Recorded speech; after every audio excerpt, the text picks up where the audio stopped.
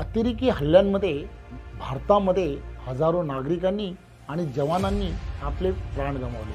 जम्मू काश्मीर असेल किंवा 26/11चा मुंबईमध्ये झालेला अतिरेकी हल्ला, टेररिझमची झळ ही भारतीय नागरिकांना मोठ्या प्रमाणामध्ये सोसावी लागत होती. घरच्या घरं उद्ध्वस्त झालेली तुम्ही आम्ही सर्वांनी पाहिली. 2004 ते 2014 पर्यंत जवळजवळ 11,000पेक्षा जास्त नागरिकांनी आपला जीव गमावला होता. परंतु आदरणीय पंतप्रधान नरेंद्र मोदीजींनी 2014च्या नंतर एक पोलादी पुरुष म्हणून, मुख्य म्हणजे झिरो टॉलरन्स पॉलिसी ही आणल्यामुळे अतिरेकी कारवायांवरती अंकुश बसण्याचं काम हे मोठ्या प्रमाणात झालं. हीच तर आहे मोदी माहिती.